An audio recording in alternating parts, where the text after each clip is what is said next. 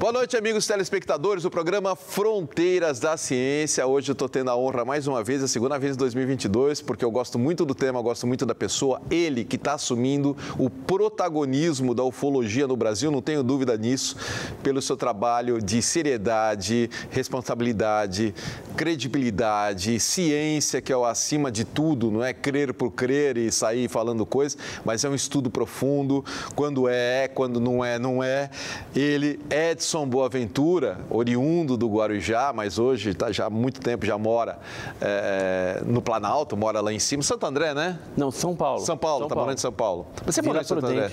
Não, eu trabalhava em São Bernardo, em São mas Bernardo. Aí aposentei e está em São Paulo. Passo longe lá do Banco do Brasil. E agora. Depois que ele se aposentou, dedicação total à ufologia, hoje eu acompanho, sigo o canal dele no YouTube, eu vejo que ele está em tudo quanto é mídia trabalhando, e a novidade é que ele vai entrar também no Jornal da Hora, né? Vou dar aqui notícia de antemão. Isso, de pode primeira dar. mão? Pode dar. Então, de primeira mão, ele vai estar no Jornal da Hora, em vídeo, gravando sempre, toda semana, alguma coisa legal. Vocês vão ver o que ele tem para falar hoje aqui pra gente, tá bom?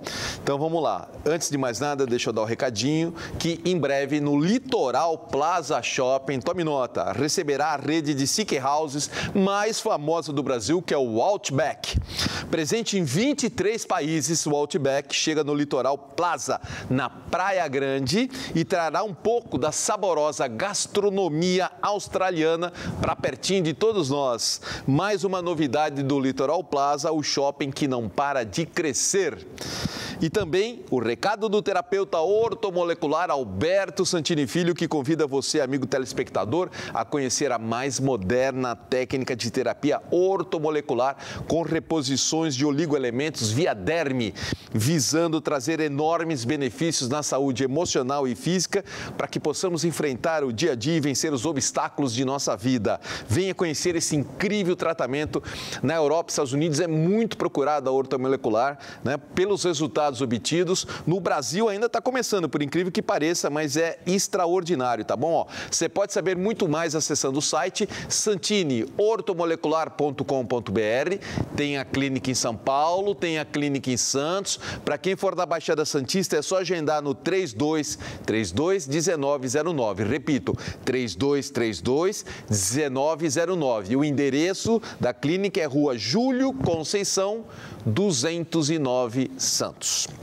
Edson, mais uma vez, obrigado por atender meu pedido. Sempre que eu peço, o Edson dá um jeito de vir aqui. Às vezes não imediatamente, porque hoje ele é um homem de mídia, está levando todo o seu conhecimento de pesquisa pelo Brasil, mas sempre damos um jeito dele estar aqui. Eu agradeço muito por isso e feliz também por você estar agora entrando no Jornal da Orla. Eu sou ufólogo do Fronteiras da Ciência. Ufólogo, nossa, acho que o programa tem 24 anos, eu acho que você está aqui desde o começo com a gente, começo. Tá? Desde o começo. Desde o começo, quando você morava no Guarujá. Isso. Né?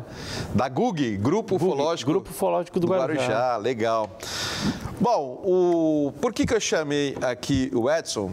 Dois motivos, ele próprio propôs o tema, mas eu acho fantástico. Um é sobre uma declaração recente do governo americano, que pela primeira vez eu vi na minha vida, porque eu gosto de ufologia, estudo ufologia, não tanto quanto o Edson, não chego aos pés, mas sou muito curioso e gosto. Tem uma biblioteca grande na minha casa, um dia você precisa conhecer também, de ufologia. Mas o governo americano simplesmente chegou e declarou que eles estão com medo dos extraterrenos, dos extraterrestres. Eles que sempre negaram, criaram projetos para negar, Blue Book, enfim, um monte de coisa aí, agora de repente vem com essa declaração, no mínimo assustador. E ele vai contar também do que está acontecendo com o nosso litoral de São Paulo. Muitas incidências e provas que nós vamos mostrar aqui no programa, tá bom? Edson, vamos começar com esse do governo americano? Foi o Pentágono que fez a declaração, não? Então, o que aconteceu? O ex-presidente Trump, ele solicitou, junto aos congressistas ali, para que o Pentágono fornecesse as informações, tudo aquilo que eles sabiam, já tinham pesquisado a respeito dos UAPs. Quem é do UAP? Congresso não tem acesso a isso, né? Quem é do Congresso é pessoa civil, né? É, civil. Mas como estava tendo uma pressão da população que paga imposto. Então, aí o ex-presidente Trump resolveu solicitar para saber o que tinha e depois repassar isso de forma transparente para a sociedade norte-americana. E aí o que aconteceu? Ficou definido naquela época que isso em 2021, que foi montado um grupo de trabalho lá no Pentágono para trazer à tona o que eles sabiam. E no dia 25 de junho de 2021, foi feito um relatório preliminar com 144 casos que foram extraídos daquilo que eles chamam de UAP. Antigamente eles chamavam de UFO, né, que é Unidentified Flying Object, ou objeto voador não identificado, só que aí eles resolveram criar uma nova nomenclatura para o UAP, que significa fenômeno aéreo não identificado. Nesta nova nomenclatura é um pouco mais abrangente. Então poderia ser um OVNI, poderia ser um fenômeno astronômico desconhecido ou meteorológico desconhecido, um drone espião. Eles citam no documento, inclusive, que poderia ser da Rússia ou da China, né, ou de algum outro país. Citam nominalmente esses dois países, que são inimigos, né, praticamente dos norte-americanos. E aí esse trabalho foi feito, foi executado, foi feito um relatório que está até aí na sua mão. Tem um relatório preliminar, vê aí. Esse relatório, vamos mostrar. Esse é um relatório de 9 páginas, né, emitido dia 25 de junho de 2021 pela inteligência norte-americana, e aí eles falam a respeito desses 144 casos que ficou inexplicado, mas que poderia ser alguma dessas coisas. E outra coisa que eles falam no relatório é que eles precisam de mais orçamento para aplicar em investigação, para que se tenha uma visão mais clara do que se trata esse fenômeno. Em nenhum momento esse relatório fala de origem desse fenômeno. Então, por exemplo, extraterrestre, alienígena, em nenhum momento eles admitiram oficialmente esse tipo de coisa. Eles admitem sim que existe um fenômeno diferente acontecendo e que esse fenômeno tem que ser estudado porque, como você mesmo disse, ele ameaça a segurança nacional dos Estados Unidos. E aí o que aconteceu? O desdobramento desse relatório de junho de 2021 ficou marcado uma audiência pública que fazia mais de 50 anos que não acontecia uma audiência pública falando de OVNIs, né, desse fenômeno ufológico oficialmente. Então ficou marcada para o dia 17 de maio de 2022.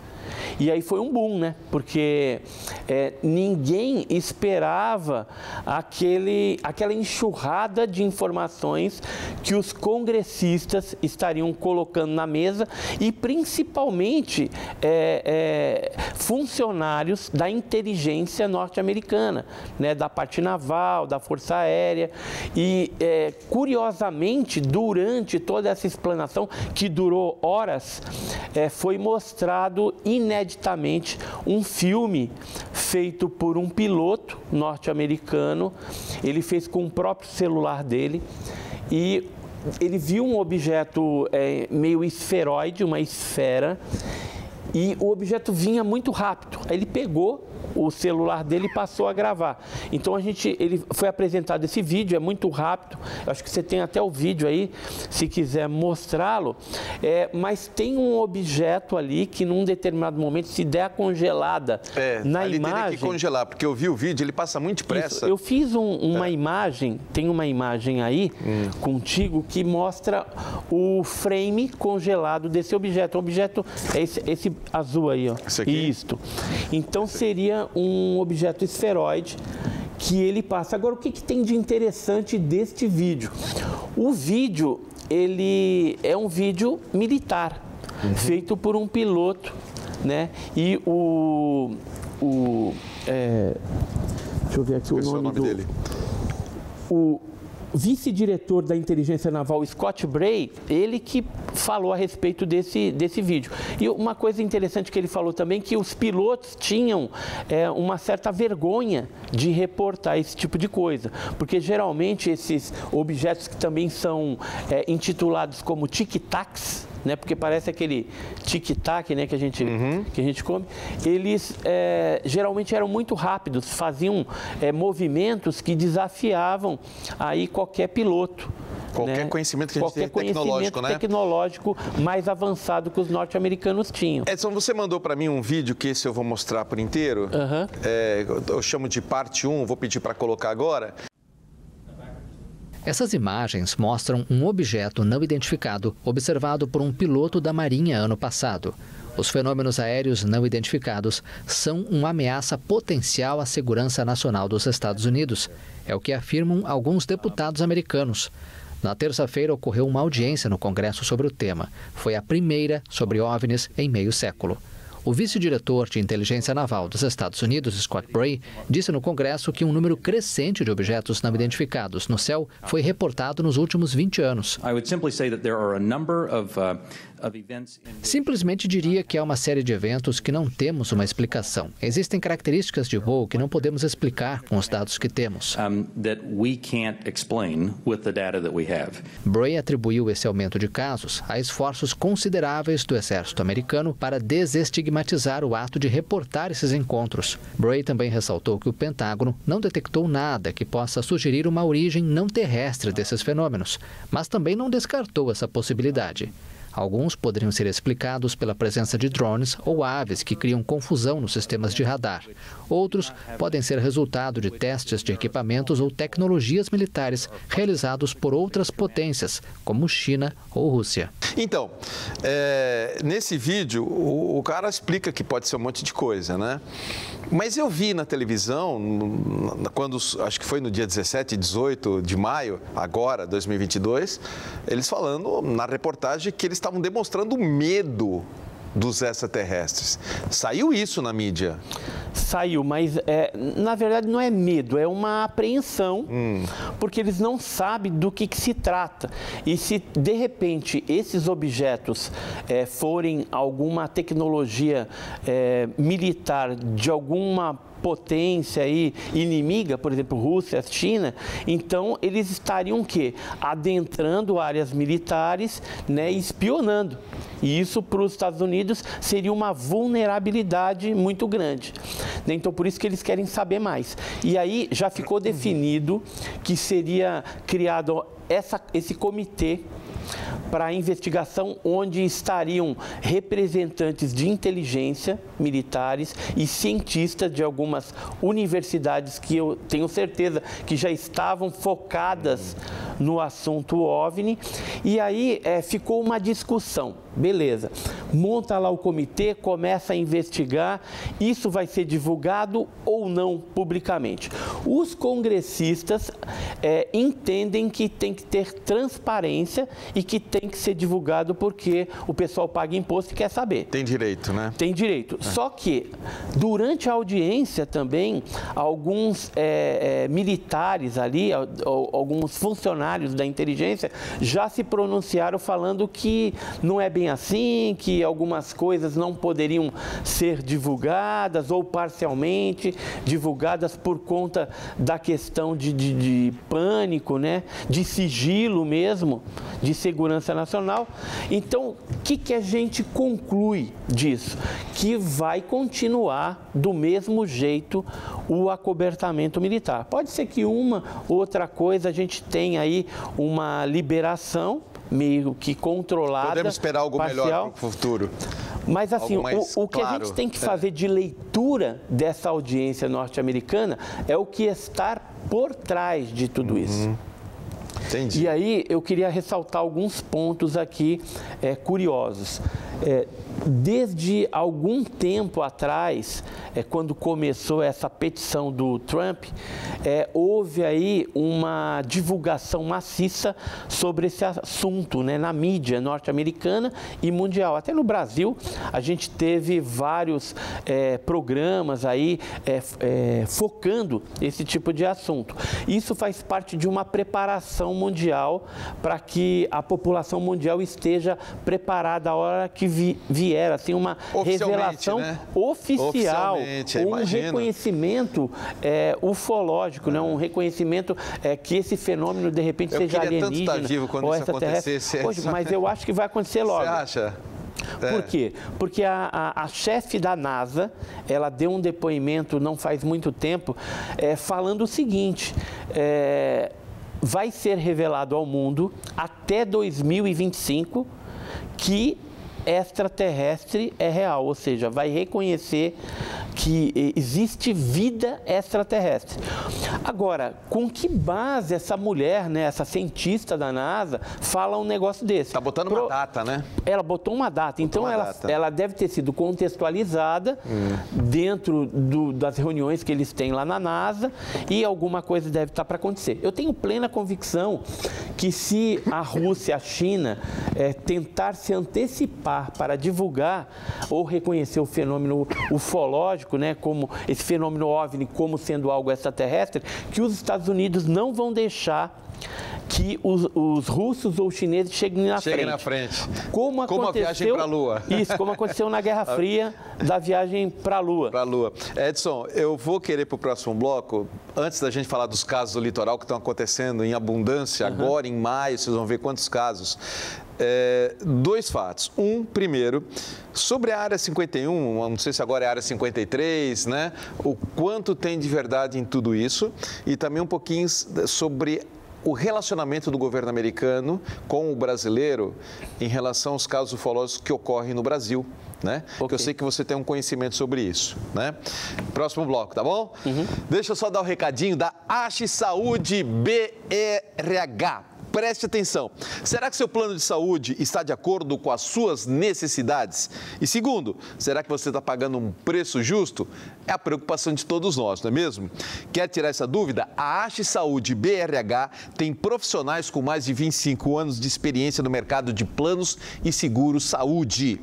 E agora, para você que não tem plano de saúde, só uma coisa que eu falo, olha, um dia de internação paga no hospital pode ser mais caro do que as 12 mensalidades de um plano de saúde.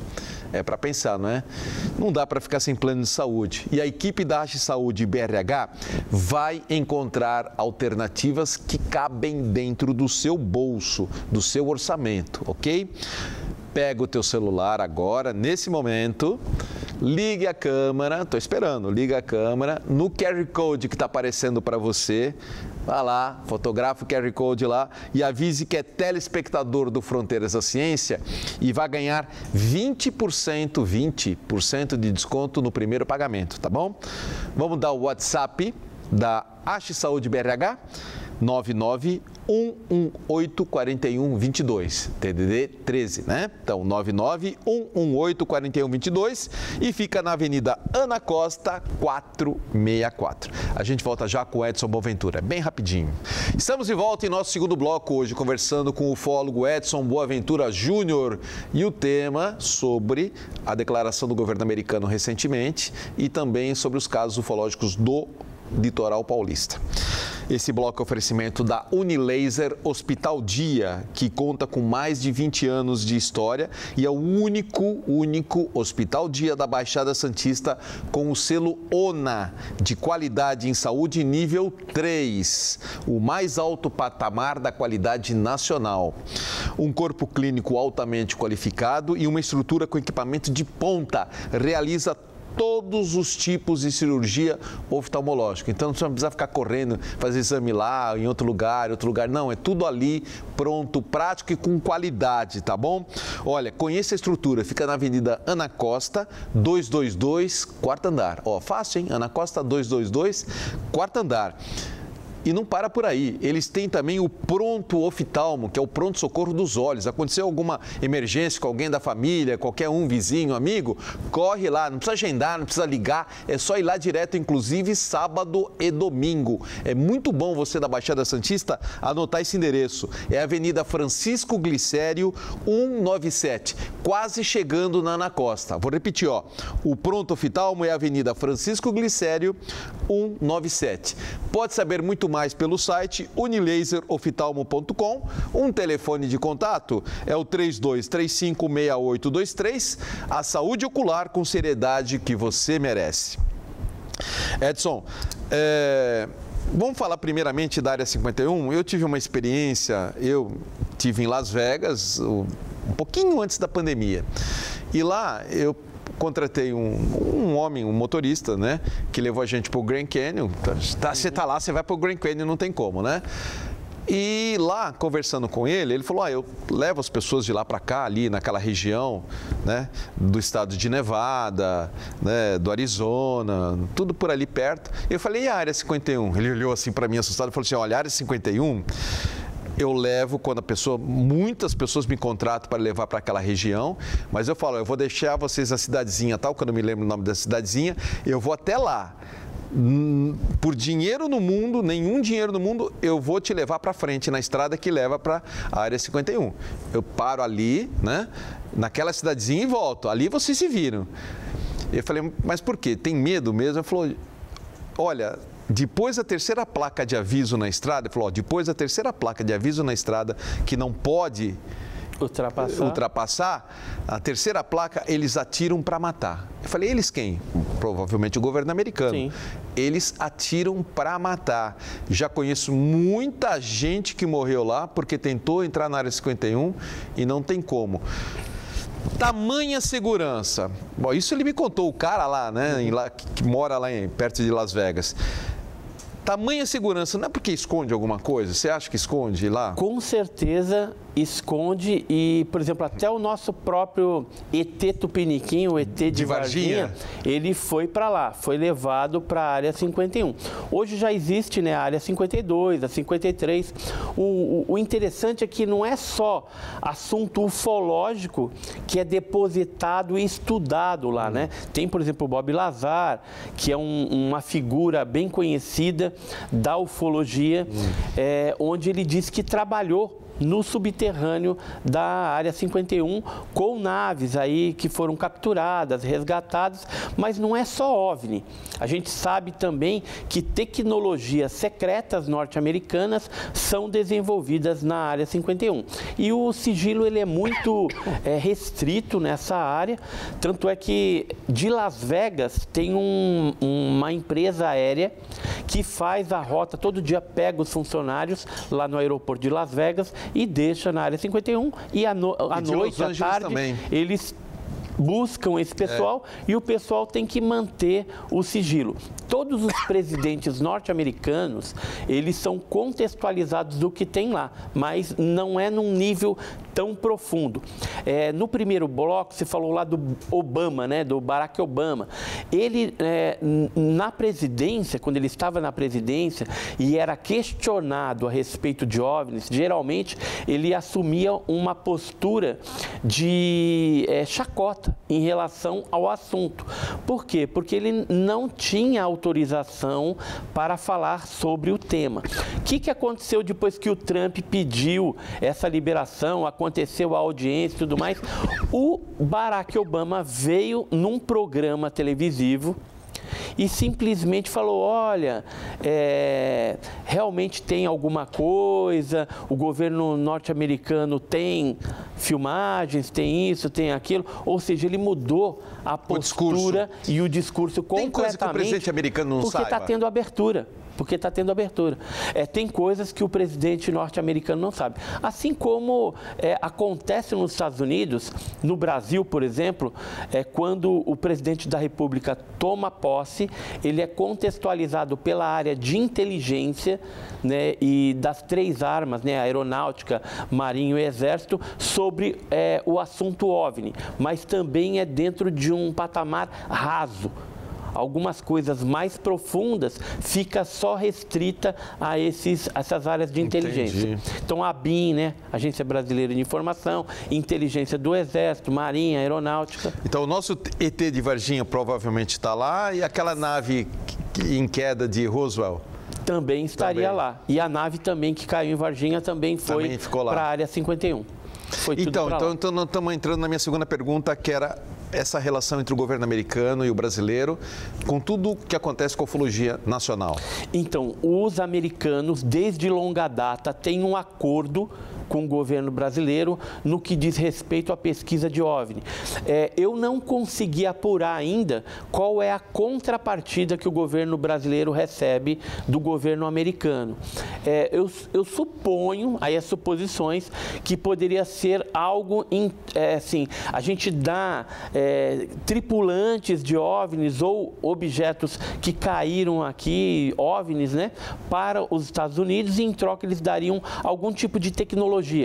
Tipo o CIVAN, que a gente recebeu lá, aquele sistema de radares da Amazônia, que é uma caixa fechada, preta. A suposição de uma vaga de astronauta, que foi o nosso ministro atual, também. Então, na época de Varginha, nós acreditamos, pesquisadores, que isso foi a contrapartida, a possibilidade de encaixar um brasileiro no projeto espacial norte-americano.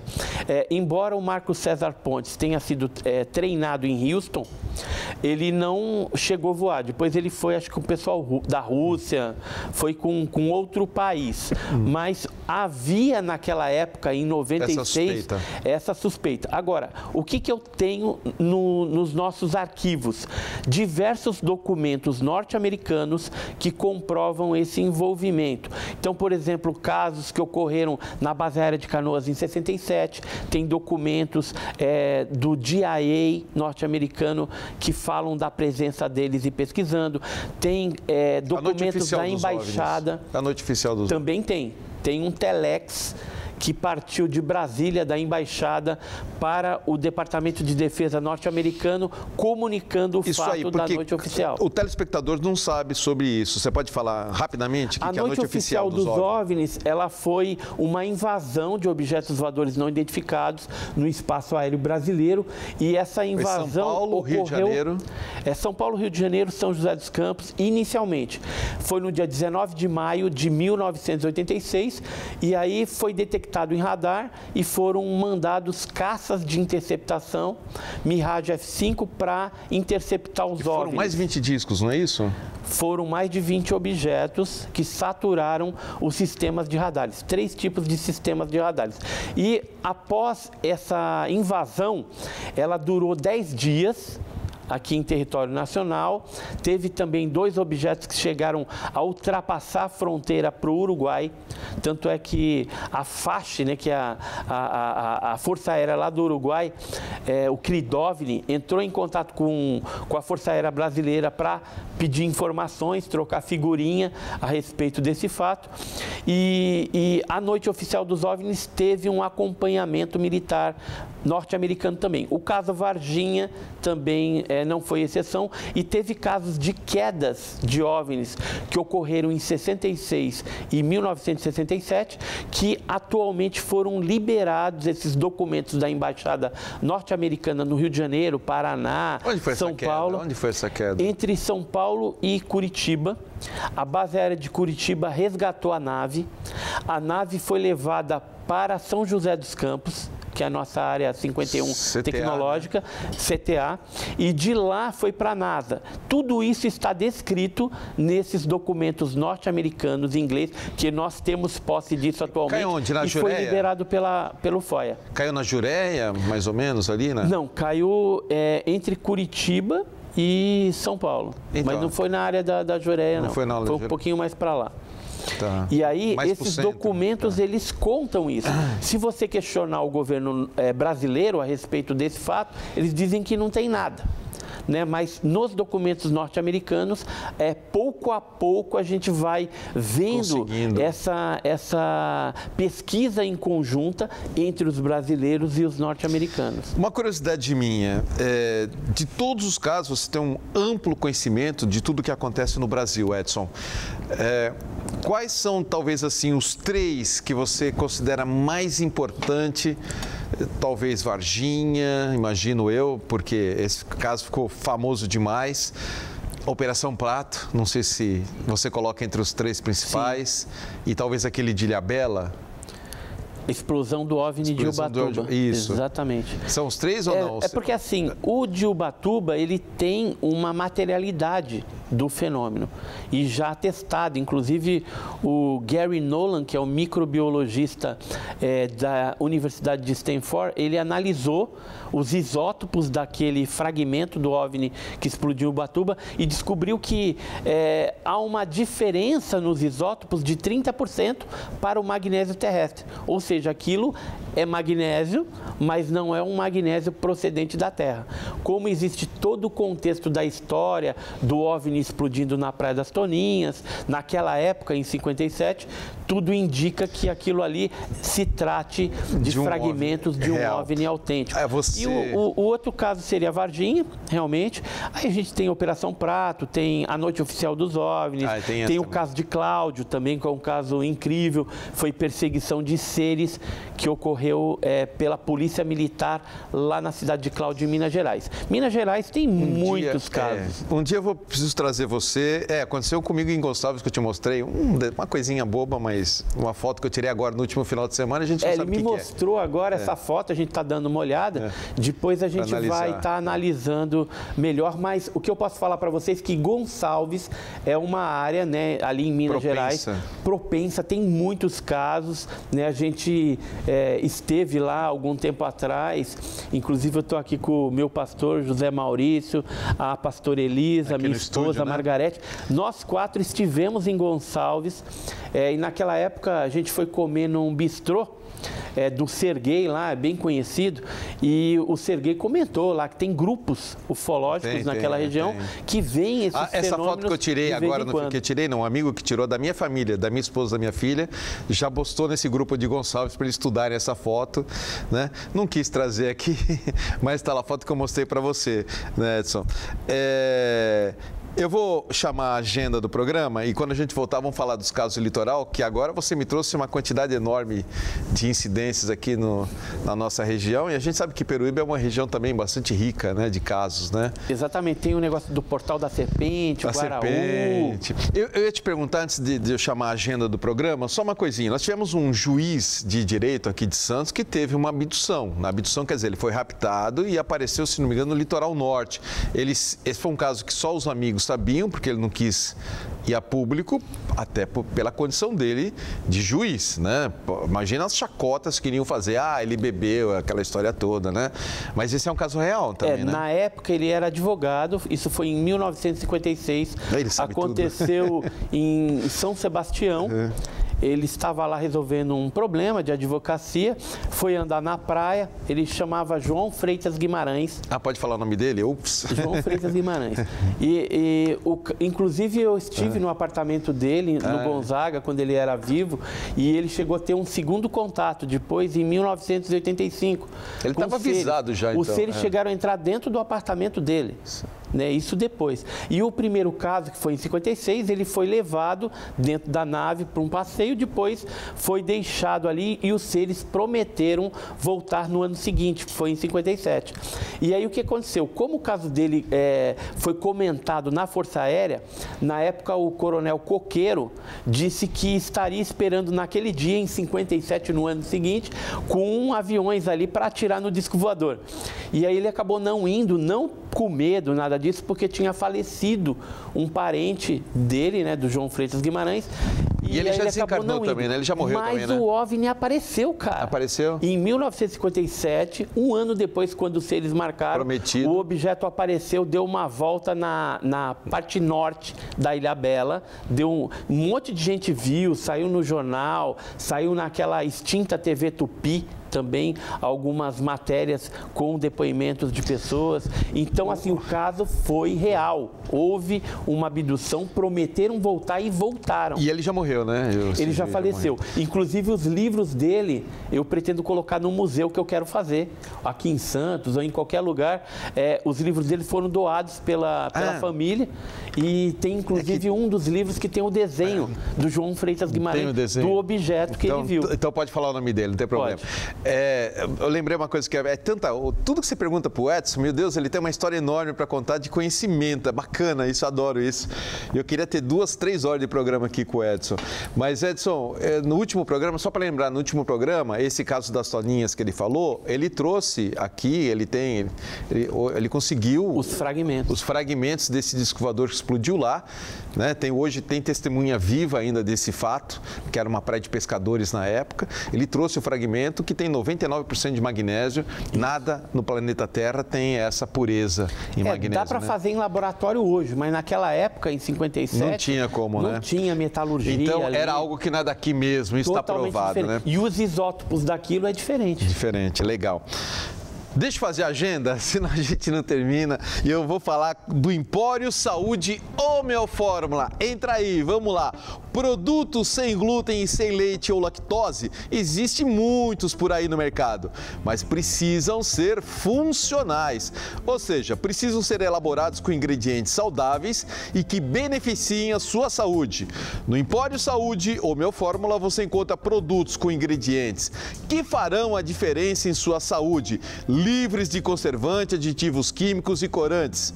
E também usa somente ingredientes naturais e ainda fabrica ao som de música clássica. É isso aí. Venha nos conhecer. Rua Tolentino Filgueiras 149, Santos, esquina com a Rua Bahia. Uma padaria sem glúten, mas com muito sabor. Agenda 2, psicoterapeuta de biomagnetismo Neto Rocha faz um trabalho lindo. Se você ou alguém próximo está com depressão, borderline, síndrome do pânico, ansiedade e outras patologias e não estão encontrando forças e alternativas para melhorar, há uma novidade e uma solução. O biomagnetismo é uma psicoterapia que tem obtido grandes resultados na recuperação mental e corporal.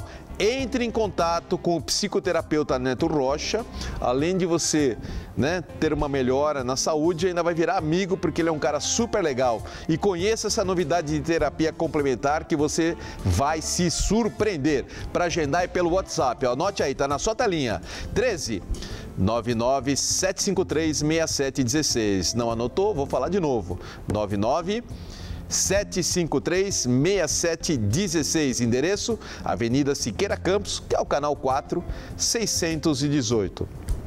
E a gente fecha a agenda com a Seichonoye do Brasil, Regional Santos. Seichonoye do Brasil, modo feliz de viver, anuncia a Conferência da Luz, o evento de transformação, cura, harmonização e manifestação da provisão infinita. Venha ser cada vez mais feliz com a Seichonoye. Olha, abre as portas da felicidade para você e sua família, manifestando a felicidade em todos os aspectos da sua vida. Anote os dias, 26, 27 e 28 de agosto, em 3 cidades, Santos, Guarujá e Praia Grande. Mais informações, entre em contato com a Regional de Santos no telefone 3232-6687 ou na Rua Leonardo Reutemann 17 ou em qualquer Seichonoye pertinho de você, tá bom? Seichonoye do Brasil, modo feliz de viver. E a gente volta já com o Edson Boaventura Júnior. Olá, estamos de volta em nosso terceiro bloco, hoje conversando com o ufólogo Edson Boaventura Júnior. E deixa eu só falar desse bloco que é patrocinado pela loja Mago Merlin, que está completando 20 anos de credibilidade e sucesso. Olha, quase, né? Tá quase tão velha quanto o Fronteiras da Ciência. A gente tem 24, né? E se você procura artigos religiosos e esotéricos, o lugar certo é a loja Mago Merlin, que tem os melhores preços da região. Olha, um aviso importante que eu quero dar aqui, viu? A loja Merlin não tem filial de pedras, como estão falando por aí. Tem gente vendendo pedras dizendo que é da loja Mago Merlin. Não, né? Acho que eles cresceram, ficaram famosos, estão falando, são pedras que a gente está revendendo. Não, só tem a loja Mago Merlin, tá bom? E só na loja Mago Merlin você encontra também a maior variedade de pedras e da melhor qualidade e o menor preço, tá bom? Eles conseguem o menor preço. Né? E se você quer perfumar a sua casa ou a sua loja, lá você encontra também incensos de qualidade. Rua Pereira Barreto, número 12. Tomou nota? Gonzaga, né? Do ladinho da rua do Shopping Miramar. Então, vou repetir, ó. Loja Mago Merlin fica na Rua Pereira Barreto, número 12. Edson, por que está explodindo tantos casos agora no litoral no mês de maio, mês passado? Então, não dá para saber. A gente percebeu que em abril, já no finalzinho, começaram alguns casos de avistamento em Ubatuba. Só que no primeiro dia de maio, já começou aí a aparecer o fenômeno, principalmente das sondas ufológicas aqui no litoral sul de São Paulo. Um dos primeiros casos ocorreu em Itanhaém, acho que tem até um vídeo aí. Vamos mostrar o vídeo agora? Vou mostrar o vídeo e eu volto comentando. Legal, vamos lá. Então vamos ver o vídeo, que é a parte 2 aqui dos vídeos. Vamos lá. Ó, em Itanhaém, 1º de maio, às 18 horas e 5 minutos aproximadamente. Olha lá, tá apagando, tá dando sinal. Tá dando sinal. Tô parado aqui em casa. Deixa eu ver se eu volto o zoom. Ele tava bem pertinho. É que eu não consegui filmar ele. Aqui é minha casa. Aí tá voltando rápido. Aí tá voltando. Vou deixar ver se eu consigo chegar ele bem perto. É uma bola de fogo. Para o Pedro gravar também. Tá passando em cima da minha cabeça. Olha lá. Tá passando em cima da minha cabeça agora. Uma bola de fogo. Então, esse vídeo mostra o cara mostrando uma bola de fogo, né? Isso, e passou sobre a cabeça dele, né? Então, o Isaías, né, mandou essa foto pra gente. Essa foto não, mandou esse vídeo pra nós. E ele observou isso da casa dele, ali em Itanhaém, e ficou impressionado, porque não era um drone, né, se tratava realmente de um objeto diferente. E a partir dessa data, 1º de maio, começou a espocar outros casos. Para você ter uma ideia, eu fiz até uma relaçãozinha aqui, ó. No dia 4, por exemplo, de maio, houve avistamento em Praia Grande dessas sondas luminosas, teve avistamento em Peruíbe, também na mesma data. Depois, já no final de maio, a gente teve avistamento em Peruíbe de objetos que ficavam fazendo evoluções. E no Guarujá, houve um caso agora recentíssimo, dia 29 de maio, a Carol Miranda e o Ricardo Miranda, eles estavam voltando... É esse caso aqui? Posso mostrar? É esse caso aí. Eles estavam voltando de uma confraternização entre amigos, entre casais amigos, e aí quando eles já estavam ali na Praia da Enseada, eles filmaram um objeto que tinha 2 luzes, uma mais forte, outra menor. E esse objeto, ele ficava meio que equidistante a moto onde eles estavam. Eles chegaram até tentar entrar numas ruas para perseguir esse objeto. E o objeto ficava rodeando. Até que quando eles chegaram em casa, que ela filmou com o celular, o objeto foi subindo. Aí ela comunicou com o casal amigo que morava em Vicente Carvalho. Eles chegaram a subir numa cobertura e fizeram um outro vídeo gravando o mesmo tipo de objeto. Disco. E não tinha som, nada. Realmente era um objeto voador. Vamos mostrar as 2 luzes de novo? Pode mostrar aqui, gente? Aqui, ó. Né? As 2 Eram luzes 2 luzes, mas tinha um corpo escuro também em volta desse objeto voador não identificado. Ou seja, tinha uma massa compacta, uma massa concreta, né? Física. Perfeito. Nesse objeto. E no dia 9 de maio, a gente teve, por exemplo, já alguns casos reportados. A gente recebe muitos e-mails, né? Então teve um caso reportado em Juiz de Fora, pelo Roberto Alvim. No dia 16 de maio teve em Teresina, Piauí, pelo Barroso Filho. No mesmo dia 16 de maio, em Cruz das Almas, na Bahia também, a gente recebeu um e-mail contando a história e estamos recebendo mais casos agora. Mais e mais, e esse aqui, do mês de bonitamente maio. Janeiro? Então, esse foi em Caneiro, numa região lá em Peruíbe, porque como teve os casos agora em maio também em Peruíbe, e também vez ou outra acontecem pousos lá e até abduções, teve abdução em novembro do ano passado, de 2 pessoas lá. Essa foto, por exemplo, ela foi tirada em janeiro, numa região que tem alto grau de incidência de avistamento, que é o Guaraú. A gente tem outras regiões ali. Você esteve lá semana passada, não foi? Eu estive no Guaraú, no Portal da Serpente. Portal da Serpente, não sei se você conhece lá. Conheço. Eu cheguei a retratar no meu livro também, o Enigmas e Mistérios. Então tem um desenho aqui também dos fatos que ocorrem lá. Eu não sei se dá, não dá para dar zoom aqui. As pessoas, elas relatam, né, que um objeto voador pequeno, às vezes sai do Portal da Serpente e se posiciona sobre o mar ali. Quem olha, por exemplo, você vê a Ilha de Queimada Grande. E às vezes tem pessoas que já relataram ali seres altos, luminosos, que saem de dentro da pedra e ficam parados na estrada. Tem gente ali que quase sofreu acidente. Agora, você sabe da conexão que tem entre a Ilha de Queimada Grande e esse Portal da Serpente? Não sei. Ilha Queimada Grande é aquela ilha que é em frente ao Peruíbe, que é a maior concentração de cobras do planeta Terra. Isso. O que tem de conexão? Então, a antiga pesquisadora já falecida, Maya Ekman, ela contava várias histórias, principalmente associando aos deuses indígenas, o Jurupari, o Jurupará, né? Então, que tinha ali na região e que contavam que esses deuses e essas naves, essas bolas de fogo já apareciam ali.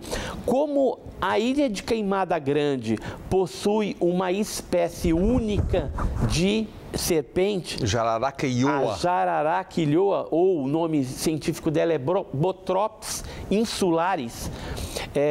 Nessa ilha, acreditam alguns pesquisadores que ela guardaria segredos ou a entrada para alguma base subterrânea ou submarina.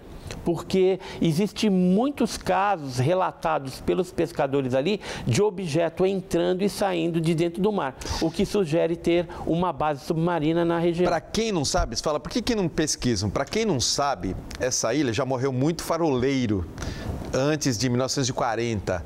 Porque depois colocaram automático, porque ninguém mais morria. Às vezes o cara durava 2 dias lá. O veneno dessa cobra é de tal intensidade que ela se alimenta praticamente de pássaros que caem lá. É 10 vezes mais potente que o da cascavel. Pescador da região não chega nem perto da ilha. O pessoal não chega, porque tem cobra para tudo quanto é lado nessa ilha. É proibido, né? Pisar ali. Então, estaria nessa ilha algum mistério escondido por essas cobras?